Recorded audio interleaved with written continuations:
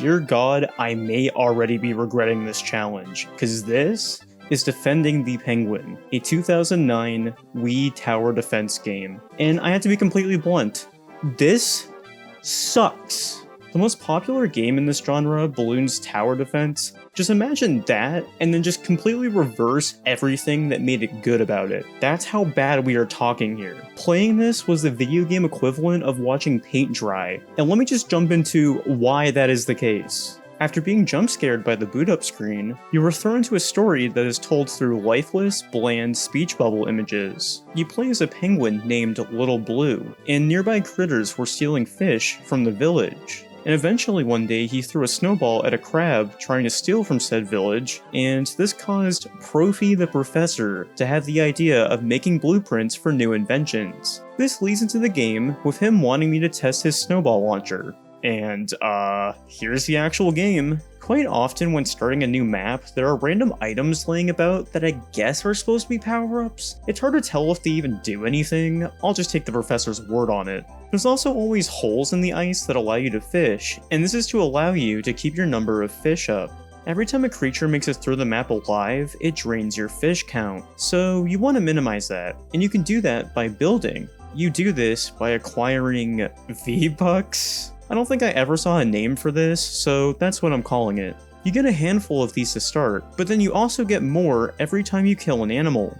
Besides building, you can also upgrade what you have already built, but that understandably requires quite a few V-Bucks. It's not really needed early in the game, but then trust me, you'll want to take advantage of this later on. So I've complained about the visuals, but why do I think this game is truly so bad? Well, I forgot to mention that this game has zero fast-forward capabilities, and this game desperately needs it. A majority of this game is sitting around, and waiting for the creature to slowly crawl through the entire map.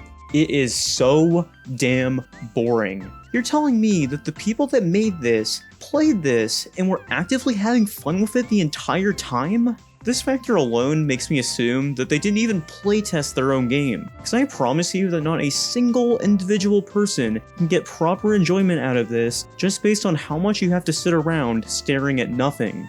The difficulty spike in this game is absolutely insane as well. For reference, this is how the game is laid out. The maps are separated as what I would label worlds, and all that really means is that the path layout changes a little bit. No matter what, you're still staring at the same generic Arctic scenery. In total, there are 5 of these worlds, and while the first may only have a few maps, the level amount gradually increases with each world, with the 5th having 10 in total.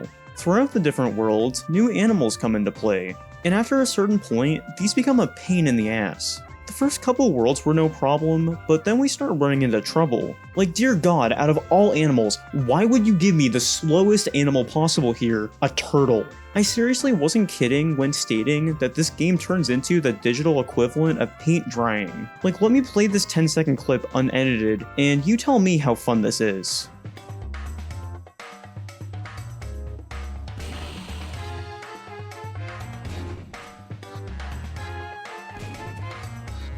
You wanna know part of the problem of why this gets so hard out of nowhere? These new, harder animals become so stacked to the point that I had to prioritize which ones I should kill, instead of just trying to kill them all. Like, look at this Yeti. He takes 100 fish?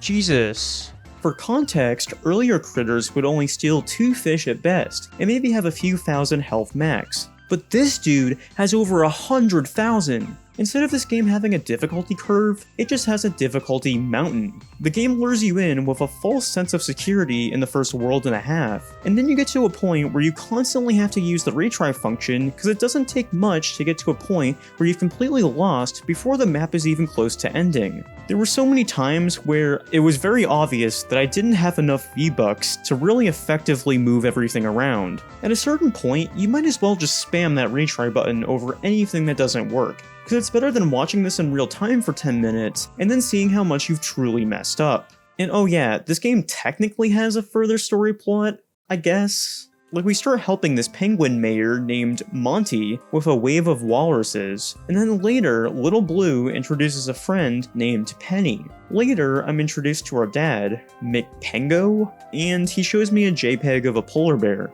How helpful. And yeah, that's the whole story. It's just a constant cycle of, these animals are attacking us, please help. Between the static imagery and one-dimensional characters, if you nuked this entire story element, it would still be the same game. It adds zero value. It's just a quote-unquote plot that was probably thrown in afterwards just because they had to do it to pad out the game a bit more. It's absolutely useless. I guess during each new world, the professor invents some new defense to help us attack, but after a certain point, they all look the same. If you just called these buildings Thing 1, Thing 2, Thing 3, etc., it would be just as effective. This is a consistent complaint with everything in this game. It's also dull and forgettable that I often would zone back in and just think, am I even playing an actual game right now? It's absolutely miserable. You may notice that my total playtime here stretched out into the 8-hour range, which you would assume means I have more to talk about throughout the game, but I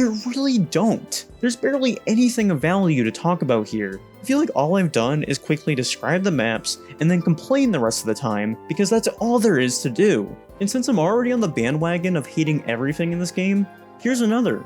You may have noticed that on my stream layout that I labeled this as Defending De Penguin, not DE Penguin. This wavy text on the box is not doing it any justice. This really just looks like an apostrophe from a distance, because even on the title screen I feel like you could easily mistake it for such. What a horrible design choice. Before I start completing in circles, let's just wrap this up. That was Defending the Penguin, and I think it's completely offensive to the term video game. I feel like I wasn't even really playing a game at all. I was just staring at my screen for multiple hours and just clicking different buttons to eventually brute force a win. And of course by brute force, I mean just watching turtles slowly crawl across a giant path. In real time, by the way, no speed up function, want to remind you of that. How riveting, exactly what I wanted to do for the next 3 hours. Because of everything I complained about today, I rate this a 1 out of 10. Somehow the second game so far I've played to get this rating, even though we haven't even reached a dozen in total so far.